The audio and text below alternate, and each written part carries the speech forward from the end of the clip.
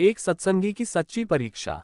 गंगा किनारे बसे एक गांव में रामशरण नाम का एक सच्चा सत्संगी रहता था। वह राधा स्वामी सत्संग में गहरी श्रद्धा रखता था और हर दिन सत्संग में जाकर सेवा किया करता था। उसका एक ही सपना था, अपने गुरु बाबा जी के साक्षात दर्शन करना और उनके चरणों में बैठकर आध्यात्मिक रहस्यों को समझना। एक दिन उसके गांव में खबर फैली कि बाबा जी पास के शहर में सत्संग के लिए आने वाले हैं। ये सुनते ही रामशरण की खुशी का ठिकाना न रहा। उसने अपने सारे काम छोड़कर बाबा जी के सत्संग में जाने का निश्चय किया। अनोखी परीक्षा। सत्संग का दिन आया और हजारों भक्तों की भीड़ सत्संग स्थल पर उमड़ पड़ी। रामशरण भी पहुंचा और बाबा जी के दर्शन करने के लिए पंक्ति में खड़ा हो गया। लेकिन जैसे ही उसका नंबर आया, बाबा जी के सेवादारों ने उसे रोक दिया और कहा, बाबा जी आज आपसे नहीं मिल सकते। रामशरण को धक्का सा लगा। उसने विनती की पर कोई फायदा नहीं हुआ। निराश होकर वह घर लौटने लगा, लेकिन तभी एक अजनबी उसके पास आया और बोला, अगर तुम सच में बाबा जी के दर्शन करना चाहते हो तो आधी रात को नदी किनारे आओ। रामशरण के मन में शंका तो थी, लेकिन उसकी श्रद्धा ने उसे नदी किनारे जाने के लिए प्रेरित किया। रात के अंधेरे में जब वह वहां पहुंचा तो उसने देखा कि एक साधारण से दिखने वाले वृद्ध पुरुष एक पेड़ के नीचे बैठे थे। उन्होंने मुस्कुराते हुए रामशरण को बुलाया और कहा, बेटा तुमने इतनी मेहनत की, लेकिन क्या तुम जानते हो कि सच्चे गुरु के दर्शन कैसे होते हैं? रामशरण ने सिर झुका लिया। वृद्ध ने कहा, गुरु केवल बाहरी शरीर नहीं बल्कि भीतर का प्रकाश है। जब तुम प्रेम, सेवा और भक्ति से लबालब भर जाओगे तो बाबा जी खुद तुम्हारे हृदय में प्रकट होंगे। असली दर्शन। ये सुनकर रामशरण की आंखों से आंसू बहने लगे। उसे एहसास हुआ कि बाबा जी ने उसे एक परीक्षा में डाला था। अगले दिन जब वह फिर सत्संग में पहुंचा तो बाबा जी ने उसे देखकर मुस्कुराया और कहा, अब तुमने असली राज समझ लिया। उस दिन के बाद रामशरण ने अपनी भक्ति को केवल बाहरी रूप से नहीं बल्कि अपने अंतर में भी उतार लिया। सीख। सच्चे गुरु का राज केवल बाहरी आंखों से नहीं बल्कि श्रद्धा, सेवा और प्रेम से जाना जाता है। जब मनुष्य खुद को आत्मा की रोशनी में डुबो देता है तभी उसे गुरु के वास्तविक दर्शन होते हैं। इस कहानी के माध्यम से हमें ये समझने को मिलता है कि सच्ची आध्यात्मिकता केवल बाहरी रीति रिवाजों या व्यक्ति विशेष के दर्शन करने तक सीमित नहीं होती। गुरु की महिमा उनके भीतर के ज्ञान और प्रकाश में निहित होती है, जिसे हम सच्ची श्रद्धा, सेवा और प्रेम से अनुभव कर सकते हैं। मुख्य विचार। गुरु केवल बाहरी शरीर नहीं होते। हमें गुरु की उपस्थिति को सिर्फ भौतिक रूप से देखने के बजाय उनके शिक्षाओं और संदेशों को अपने जीवन में आत्मसात करना चाहिए। सच्ची भक्ति आंतरिक होती है, केवल सत्संग में जाना या बाबा जी के दर्शन करना पर्याप्त नहीं है। सच्ची भक्ति तब सिद्ध होती है जब हम अपने मन को निर्मल और सेवा भाव से परिपूर्ण बना लेते हैं। परीक्षा और धैर्य। आध्यात्मिक पथ पर हमें कई परीक्षाओं से गुजरना पड़ता है। धैर्य और विश्वास के साथ चलने वाला ही सच्चे ज्ञान तक पहुंचता है। गुरु हमारे भीतर हैं। जब हम अपने अहंकार को छोड़कर समर्पण और प्रेम के मार्ग पर चलते हैं तो हमें गुरु की कृपा का वास्तविक अनुभव होता है। इसलिए जो लोग सच्चे आध्यात्मिक रहस्यों को समझना चाहते हैं उन्हें बाहरी प्रतीकों से परे जाकर अपने भीतर के सत्य की खोज करनी होगी। यही सच्चा सत्संग है, यही बाबा जी का वास्तविक राज है।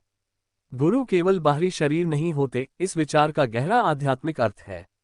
सच्चा गुरु सिर्फ एक व्यक्ति या शरीर नहीं होता बल्कि वह ज्ञान, चेतना और प्रकाश का स्रोत होता है। गुरु एक ऊर्जा और चेतना है। गुरु का असली स्वरूप उनके विचारों, शिक्षाओं और आध्यात्मिक ऊर्जा में होता है। शरीर नश्वर है लेकिन ज्ञान और सत्य शाश्वत है। जब शिष्य गुरु के बताए मार्ग पर चलता है तो वही ऊर्जा उसके भीतर जागृत होती है। बाहरी गुरु से आंतरिक गुरु तक की यात्रा।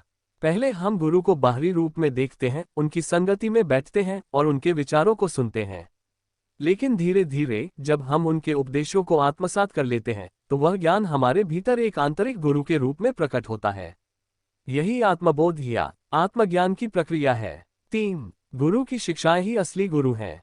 अगर हम सिर्फ गुरु के शरीर तक सीमित रहते हैं तो हम उनके वास्तविक स्वरूप को नहीं समझ पाएंगे।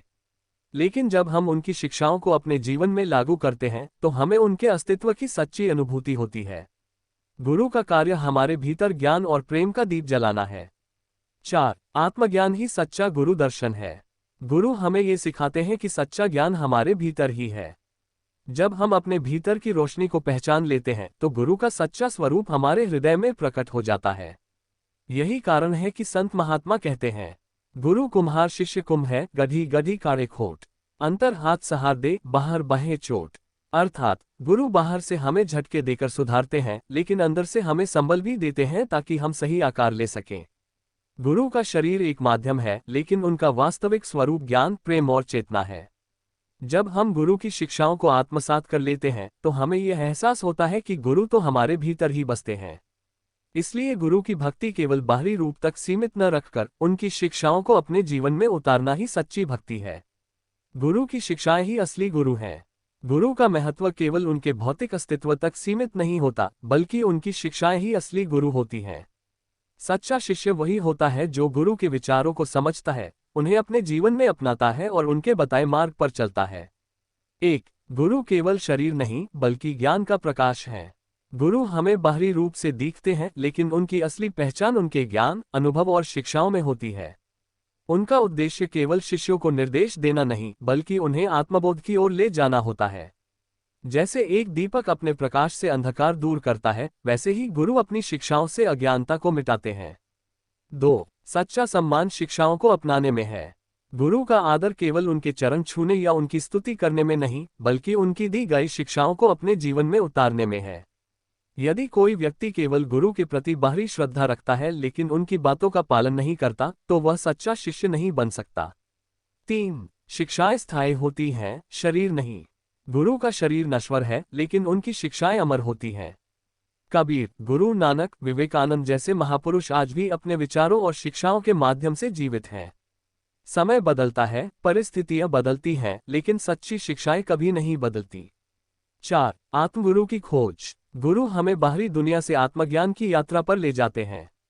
वे सिखाते हैं कि असली गुरु हमारे भीतर है, हमारी आत्मा, विवेक और अंतरात्मा। जब हम गुरु की शिक्षाओं को आत्मसात कर लेते हैं तो हमें अपनी अंतरात्मा में ही उनका प्रकाश दिखाई देने लगता है। 5 शिक्षाएं ही मार्गदर्शन करती हैं। जब शिष्य कठिनाइयों में होता है तब गुरु की शिक्षाएं ही उसका मार्गदर्शन करती हैं। यदि वह केवल गुरु के शरीर पर निर्भर रहेगा तो वह भ्रमित हो सकता है, लेकिन यदि उसने गुरु के उपदेशों को आत्मसात कर लिया है तो वह कभी अंधकार में नहीं रहेगा।